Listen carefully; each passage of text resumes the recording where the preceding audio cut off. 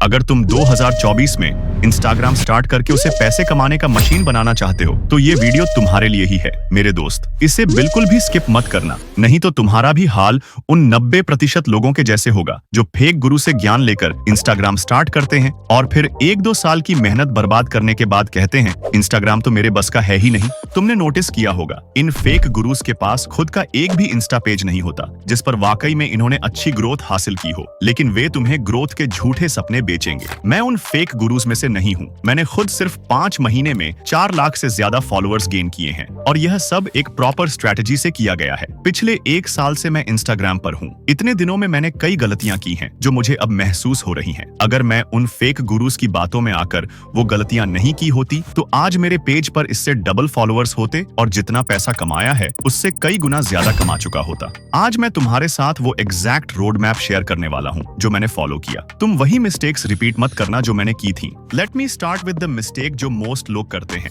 Clear निश नहीं होना। देखो, अगर तुम सारे टॉपिक्स पर कंटेंट बना रहे हो तो तुम किसी को भी अट्रैक्ट नहीं कर पाओगे। तुम्हें अपनी ऑडियंस को क्लियर सिग्नल देना होगा कि तुम किस बारे में बात कर रहे हो। फॉर एग्जाम्पल, अगर तुम फिटनेस में हो तो don't randomly post about cars और tech gadgets. Stay in your lane. यही चीज तुम्हें एक लॉयल ऑडियंस देगी और जब ऑडियंस लॉयल होगी तभी वो तुम्हारे कंटेंट से कनेक्ट कर पाएगी। जैसे मेरे पेज को देखो, मैंने एक बार रैंडमली ताजा खबर वेब सीरीज की क्लिप पोस्ट की और वो वायरल हो गई। मैंने सोचा कि ट्रेंडिंग टॉपिक्स पर जाने से ग्रोथ होगी तो नेक्स्ट मैंने ट्रेडिंग से जुड़ा कंटेंट डाला, फिर फाइनेंस, फिर टेक। और क्या हुआ? कुछ नहीं चला। क्यों? क्योंकि मेरा नीच क्लियर नहीं था। फिर मैं एक नीच पर टिका और बूम, मेरा पेज वायरल हो गया। जब ऑडियंस को समझ ही नहीं आएगा कि तुम्हारा पेज किस बारे में है तो एंगेजमेंट कैसे आएगी? मोस्ट लोग एक नीच चुन तो लेते हैं लेकिन वो प्रॉफिटेबल नीच नहीं होता, जिसके कारण वायरल होने के बावजूद वो पैसे नहीं कमा पाते। और यही सबसे बड़ी गलती है जो लोग करते हैं। मैंने तुम्हारे लिए 10 प्रॉफिटेबल नीचेस की लिस्ट बनाई है, वो इस वीडियो के बाद देखना और बिलीव मी, ये तुम्हें आगे ले जाएगी। अब बात करते हैं दूसरी मिस्टेक की जो लोग करते हैं, इनकंसिस्टेंट पोस्टिंग।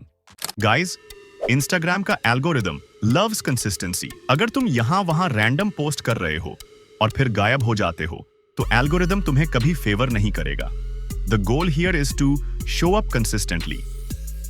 अगर तुम हफ्ते में सिर्फ 3 बार पोस्ट कर सकते हो तो बस उतना ही करो, लेकिन वो 3 बार हर हफ्ते हो।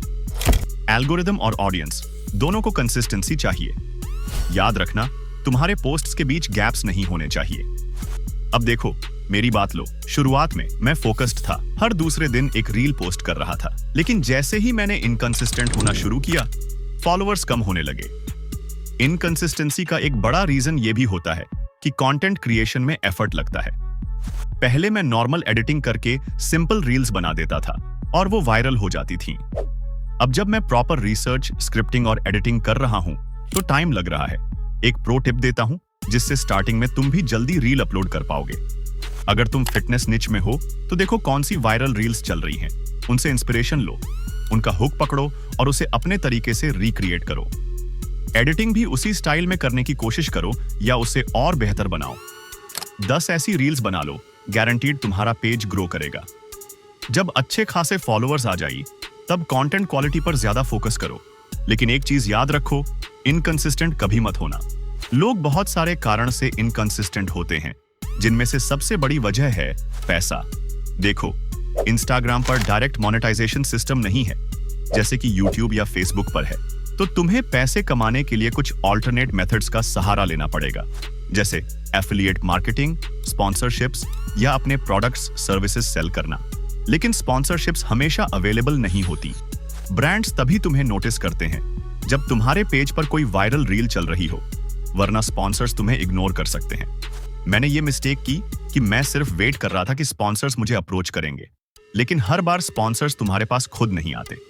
कई बार तुम्हें खुद ब्रांड्स को अप्रोच करना पड़ता है। जब मेरी कई रील्स वायरल हो रही थीं, तब मुझे खुद ब्रांड्स को रीच आउट करना चाहिए था, लेकिन मुझे ये चीज देर से समझ आई। अब जब मैंने खुद ब्रांड्स को ईमेल करना शुरू किया है तो मुझे पहले से कहीं ज्यादा स्पॉन्सरशिप डील्स मिल रही हैं।